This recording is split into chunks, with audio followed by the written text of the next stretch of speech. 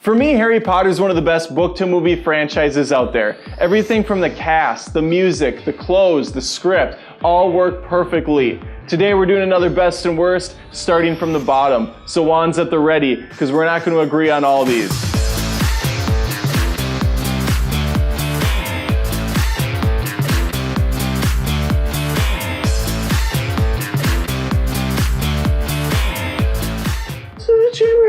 This is a hard one for me to get to. It's the only one that I have a tough time watching. I think it's campy. It's the second and final film directed by Christopher Columbus, and it's also the second and last time we see Richard Harris as Dumbledore. It's definitely darker than the first, but it's much more unbelievable. Harry taking down a legendary basilisk was a bit too easy, and Dobby was borderline Jar Jar Binks.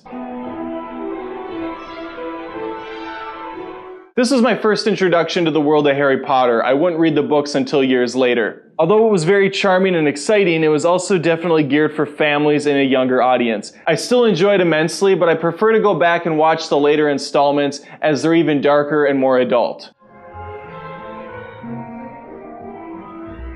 Many people will put this much higher on their list, maybe even the top, and that's justified. Honestly, it is. The direction is masterful thanks to director Alfonso Cuarón, whose body of work also includes the amazing Children of Men and Gravity. The kids have grown way more into their characters, and the visuals are stunning. The problem for me is it's about 30 minutes too long, and the pacing is all over the place. Then there's the rule-breaking time turner that certainly should have been a Deathly Hallow. Instead, it's put on Dumbledore's shelf somewhere and never mentioned again.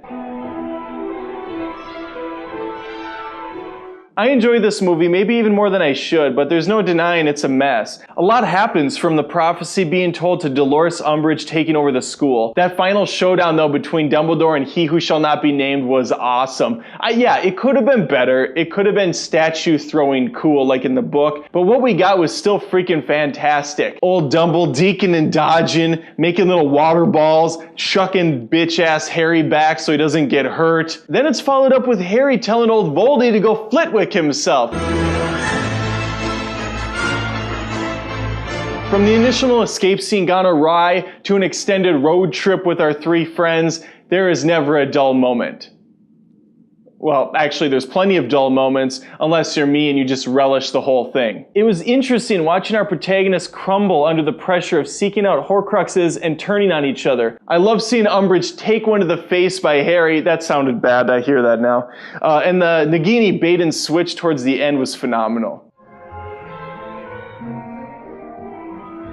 I know this will be lower on people's list, but I can't get enough. I eat this up. Yum, yum, yum, yum, yum, yum, yum. David Yates, who directed the final 4 installments, I think nailed the tone perfectly here. It matches the book, and everything is somber as shit. There's virtually no magic taking place at Hogwarts. The muted color palette reflects that. It's not the most interesting story by a long shot. It acts as more of a bridge to the final chapter, but it's done so well that I think it deserves a higher spot. That, and it has some of my favorite scenes, like Harry and Malfoy going at it in the bathroom, Harry taking it to Malfoy's chest. I'm hearing it. I'm hearing it now again. Really need to work on my phrasing. Then there's the cave. One of the final scenes where he's force-feeding Dumbledore that crap he's got to drink. Oh man, that's good stuff. I mean, not the drink, but the scene. 7 books, 8 movies, 1 being a cash grab, led to this final moment. Did it disappoint? Not for me. Could it have been better? Certainly. I don't think it ever would have fully hit everybody's expectations.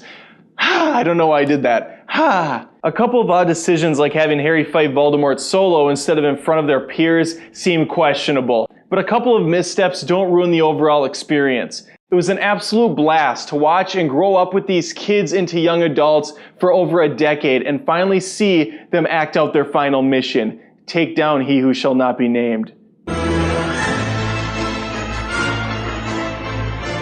This was the big game changer for me. Up until this point, it was still pretty family-friendly magic. Even when things got darker and grimmer in Azkaban, the stakes were still pretty low and very much confusing for non-book readers. The 8 of them out there. Goblet had so much going for it, from the amazing Triwizard Tournament to the Mad-Eyed Moody subplot. After the hedge maze, all bets are off. This is the saddest, most emotional scene in any of the films. Not book, films. Cedric's death was brutal. Watching the final moments of his life where Harry's battling Voldemort alongside his ghost weird parent things, I don't know what they were, some sort of apparated shit, it doesn't matter. And then Cedric's body laying there in front of the entire school. His dad comes over, screams in pain. I still kind of choke up thinking about it.